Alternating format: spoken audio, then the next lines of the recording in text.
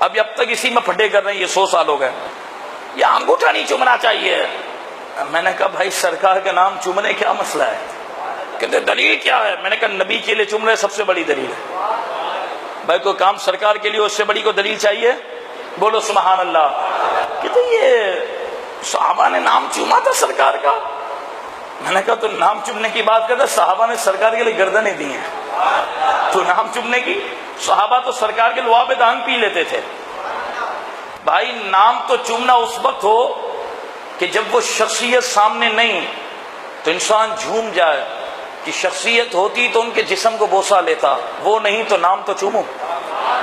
Concept تو سمجھو، تمہاری تو عقل ماری گئی ہے. کچھ سمجھ رہے ہو؟ اور یہ جو روایت میں پڑھنے جا رہا ہوں یہ در منصور میں امام سیوطی نے لکھا.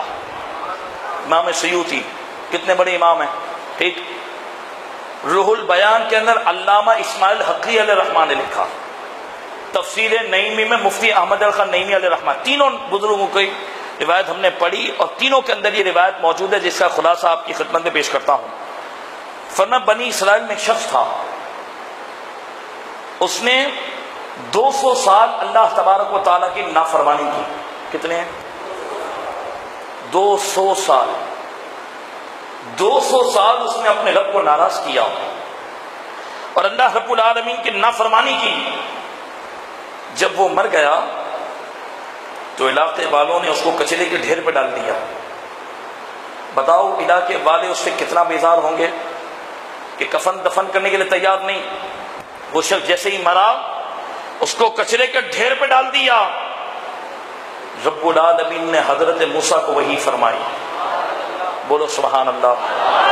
رب نے فرمایا موسیٰ فلاں جگہ جاؤ جہاں میرا بندہ کچرے کے ڈھیر پہ موجود ہے، اس کو اٹھاؤ، غسل دو اور جنازہ پڑھو. اب اللہ کا نبی جنازہ پڑھے؟ بھائی ولی کسی کا جنازہ پڑھے تو بخشا جاتا ہے، نبی جنازہ پڑھے. حضرت موسیٰ علیہ السلام نے عرض کی مولا جیسا تیرا حکم میں ویسا ہی کروں گا، لیکن مولا یہ تو بڑا بدبخت شخص تھا، یہ تو بڑا گناہگار تھا.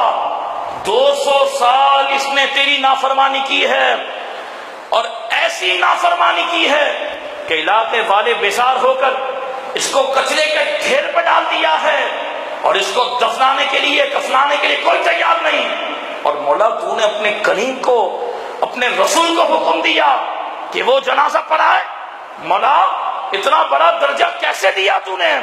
حضرت موسیٰ نے پوچھنا چاہا تو رب العالمین نے فرمایا اے موسیٰ بات ٹھیک ہے کہ یہ بڑا گناہگار تھا، بڑا سیاہکار تھا، بڑا بیکار آدمی تھا، لیکن سن موسیٰ میں نے اس کو جو مقام و مرتبہ دیا وجہ کیا ہے؟ اب عبارت سنو. لِأَنَّهُ كُلَّمَا كَانَ نَشَرَ التَّوْرَاةَ وَالنَّظَرَ إِلَىٰ اسْمِ مُحَمَّدٍ قَبَّلَهُ وَوَضَعَ عَلَىٰ عَيْنَيْهِ. اے موسیٰ سن، یہ تھا گناہگار، تھا سیاہکار، لیکن اس کا یہ عمل تھا جس کی وجہ سے میں نے اس کو درجہ دیا. وہ عمل یہ تھا کہ جب بھی توریت شریف میں میرے محبوب کا نام اس کی نظر سے گزرتا تھا تو یہ میرے مصطفیٰ کے نام کو چوم کر آنکھوں سے لگاتا تھا، اس لیے میں نے اس کی مغفرت فرما دی ہے.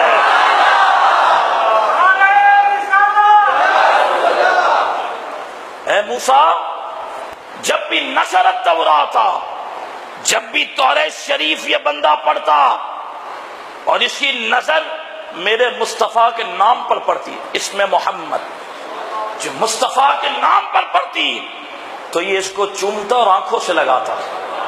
یہ روایت پڑھنے کے بعد میرا بھی معمول ہے کہ جب بھی قرآن شریف پڑھتے ہیں تو پیچھے اگر آپ ٹرن کریں گے تو سرکار کے نام موجود ہیں. سب نہیں تو ایک محمد کا نام تو چوم لیا کرو، تو اس کی برکت سے یہ کرم ہو جائے گا. اور یہاں تو لوگوں نے اس کو کچرے کے ڈھیر پہ پھینکا تھا. روایت کے الفاظ ہیں اے موسیٰ سن وَزَوَّجْتُهُ 70 حورا، میں نے 70 حوروں سے اس کا نکاح بھی کرا دیا ہے. واہ واہ بولو سبحان اللہ. ارے اب مجھے جواب دو، بنی اسرائیل کا شخص 200 سال گناہگار اگر ہمارے آقا کا نام چومے تو رب اس کے گناہوں کو معاف کر دے، اپنے رسول کو جنازہ پڑھانے کا حکم دے اور 70 حوروں سے اس کا نکاح کرائے، تو سرکار کا امتی جب عشق رسول میں ڈوب کر مصطفیٰ کا نام چومے گا تو رب اس کو کتنی بلند و بالا شان عطا فرمائے گا۔ تبھی تو ڈاکٹر اقبال نے کہا تھا نا، قوت عشق سے ہر پست کو بالا کر دے۔ اقبال نے کہا تھا قوت عشق سے ہر پست کو بالا کر دے، دہر میں اسم محمد سے اجالا کر دے۔